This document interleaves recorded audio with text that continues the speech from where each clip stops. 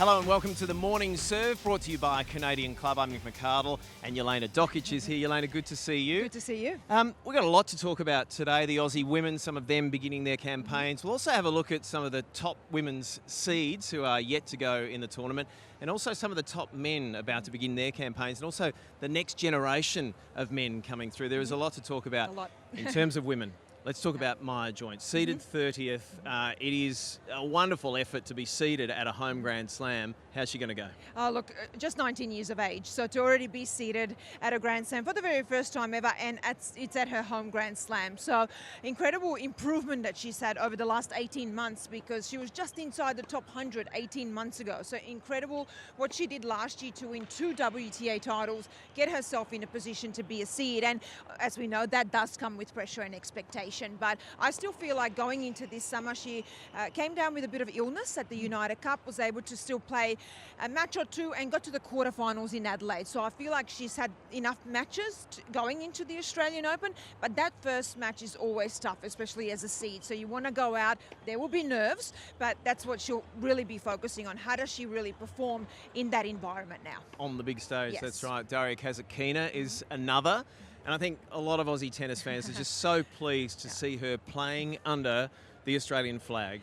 What are you expecting from her? Look, Daria's one of the nicest girls out there, women out there, and I'm so glad that she was able to get her Australian citizenship. And as she actually wrote on social media, I am grateful, I'm happy, and I'm now free. And that says it all, because it's been quite a tough few years for her to transition now, go from Russia to play for Australia. It's been very emotional last year. She's so happy to be able to play for Australia and really feel like she can live somewhere very freely and happily.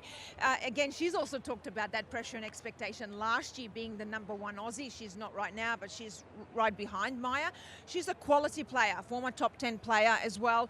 Took a little bit of a break at the end of the year due to her mental health, but she's back, she's fresh, and one of those players that she's literally like a wall from the back of the court. Yeah. So I expect her to really embrace now playing for Australia. Obviously, we hope she has a great Australian Open, but I think she'll be right this year, and I really do look forward to her getting back inside the top 20. It's been so good to see her playing with a smile on her face as well. She's clearly enjoying playing as an Australian. Yeah. Kim Birrell and Maddie Inglis. Kim Birrell, they play each other. Kim Birrell's had, she's had a terrific lead-in. Yeah, she has, and I really felt like she played so well already in Brisbane, but getting to the semi-finals in Adelaide also, she loves to play in Australia, and she loves to play at the Australian Open. She made the 3rd round here a few years back. Her first tournament back after injury was here 2 years ago as well. She won the 1st round. She loves these conditions also, but never easy to play against another Aussie, especially even in Australia. And for Madison English, she actually qualified here, so she's already had 3 matches here last week, and that's a big advantage against anyone. It's going to be a tough one. They know each other well. They are friends also. That's always difficult. That's always awkward. It could be one of those really difficult matches for them psychologically. But Kim Birrell does go into that one as a favourite. Yeah, they've both got plenty of tennis under their belt, so that's good to see heading in.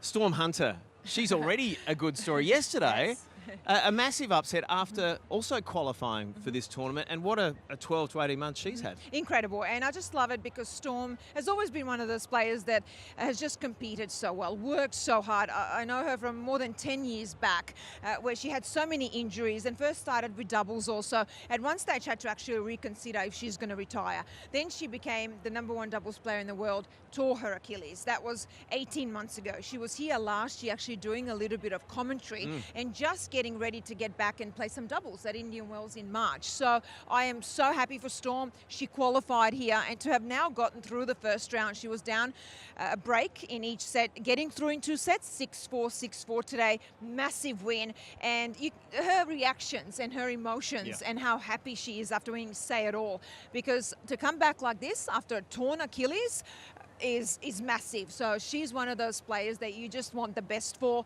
Next round, Hailey Baptiste. I think that's a winnable match also, one at a time. But I love Storm's game. A lefty, she knows how to use her serve. She's an aggressive player. I look forward to more from her. What about Katie Boulter now? You're all thinking, hang on, Katie Boulter's not Australian. Well, she's almost Australian. She's like an adopted Aussie, Alex de Minaur's partner. She's had a tough 12 months, injuries, a coaching change.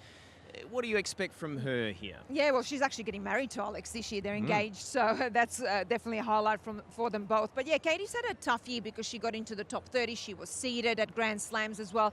And last year was tough because I think she did feel that pressure and expectation to then go really into the top 20, maybe even push for top 10.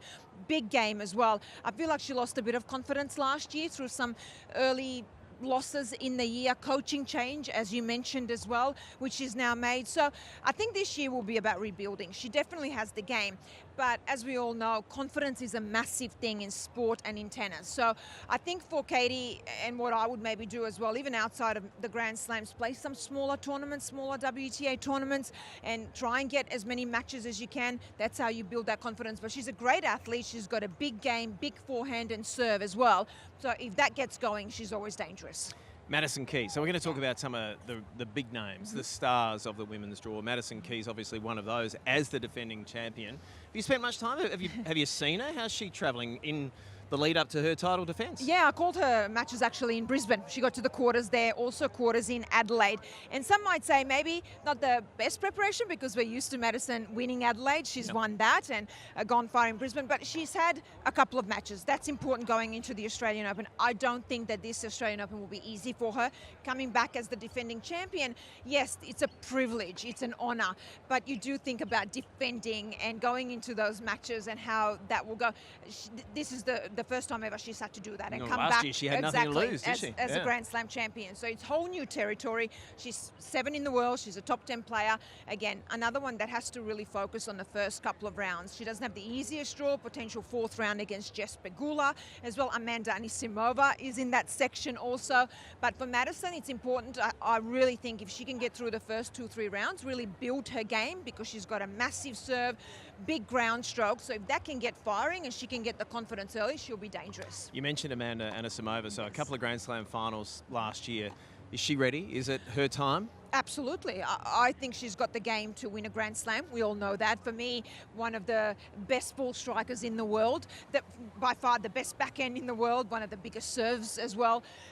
In our game, and also the way that she moves. But now she's someone that is so good at problem solving on the court. Maybe if she's not playing as well, she knows she's got the big weapons and the confidence to beat the top players. The way that she came back after getting to the Wimbledon final last year where she lost to Swiatek 6-love, 6-love, to come back and beat Iga in the quarterfinals of the US Open and make another Grand Slam final, for me was one of the biggest psychological comebacks ever in the game. That is so hard to do. So she's proven how tough she is psychologically. She's still very young, and I definitely see her going through deep here, but also even potentially this year winning a Grand Slam. Talk about comebacks. I guess Naomi Osaka has made a comeback of sorts after giving birth and having a child.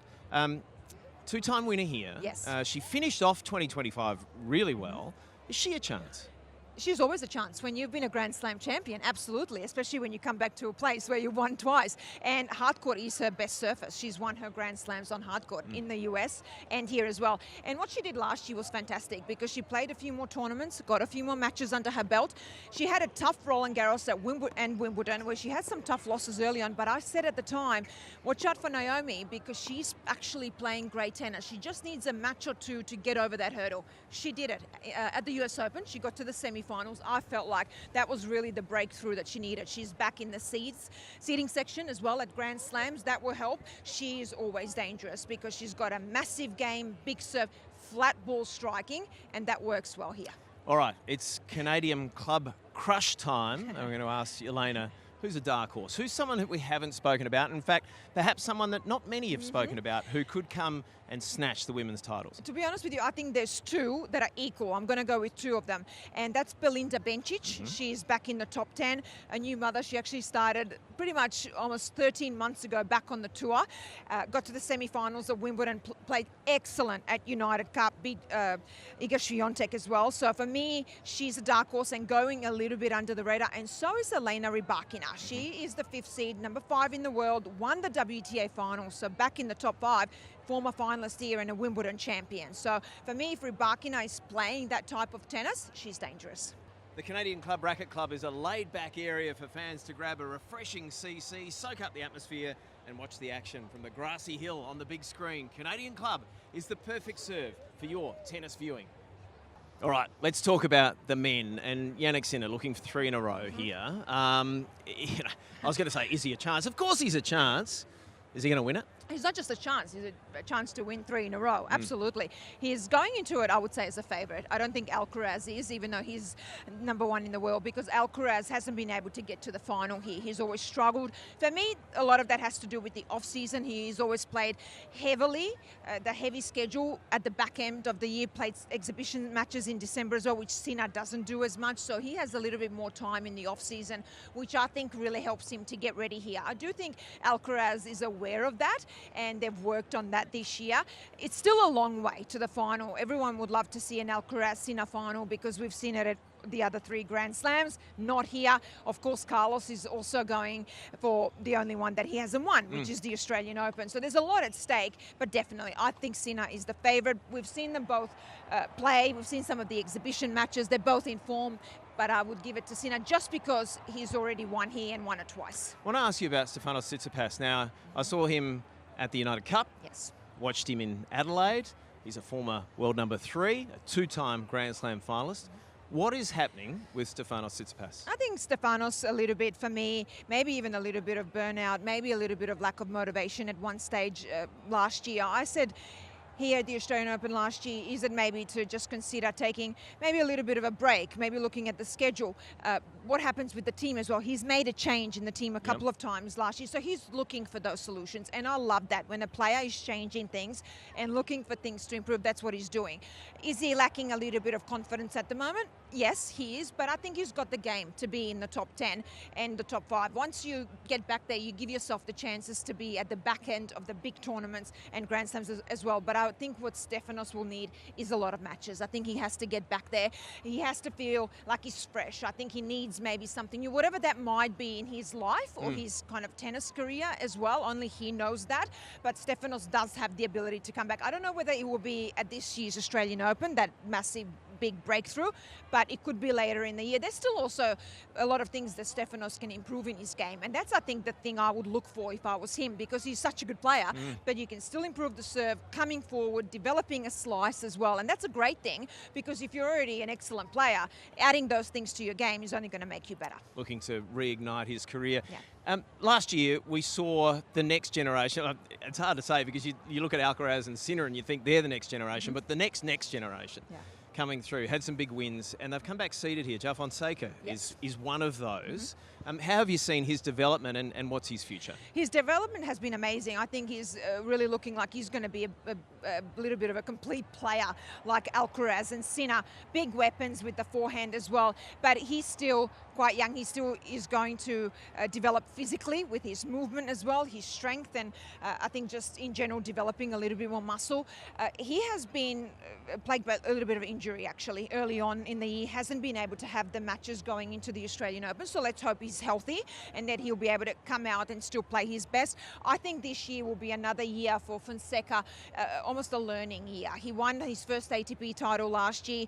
Does he deal with defending those points as well, or is it all about, I think, improvement in the game? So what his mindset is around. I would try and go out there, play as many matches and tournaments as I possibly could, really learn the ins and outs of the tour and how hard it is. I would practice with the top players as much as possible. But I think for Fonseca, he is going to get there. He's the one that I see next to be in the top 10, top 5, the young player really breaking through, maybe even challenging Alcaraz and Sinner in a couple of years. But I still think he needs probably another 12 months to really kind of develop as a player and mature as a person. And then we'll see kind of the real weapons and the real player coming through. Do you put Lerner Tien and Jakub Menchik in that same category? I do, but it's all about development for these young players right now. And as we've seen with Federer, Nadal, Djokovic in the past, Murray as well, and also Alcaraz and Sinner, the improvements that they make in their game over even 6 months, they're massive. Physically developing their serve, coming forward and really being the players where there are no weaknesses. So that's what I think some of the young players, I mean, Alcaraz and Sinner are still young, especially if you consider Alcaraz and know that he's 22 years of age and has 6 Grand Slams to his name, but the players players that will potentially come through that could challenge them, they have to think big. They have to think about the weaknesses and narrowing those down and being complete players. Okay, so we've mentioned 3 of them, and you've got to go and call some tennis, I know. So last question, who is it going to be here who might sort of disrupt that Alcaraz Sinner duopoly? I'm not sure who will be here and if that will happen here. I do think that Zverev, for me, is always a chance. He's a Grand Slam finalist. He's been ranked so high. He's someone that definitely has the ability to win a Grand Slam. I would even say the best player out there that hasn't won one. We know that. But how does he deal with pressure and expectation? If he gets again into the semis or even the final, he has to go after it. He has to commit, be assertive and aggressive, and he knows that as well. So can he change that still? So I would say that for me, Zverev is one of those players. But if you talk about the young ones, if they can do well, if they're healthy, Fonseca for me is the one that really likes the big stage and he can beat the big players. But I think look out for Zverev. All right, we're keeping an eye on all of that over the next couple of weeks. Jelena, you'll be back with us at some stage. Looking forward to that. Enjoy the Australian Open. This is another edition of the Morning Serve with thanks to Canadian Club.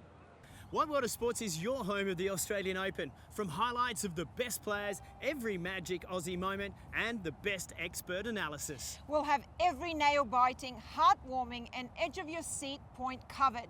Subscribing to Wide World of Sports on YouTube is a must for any tennis fan.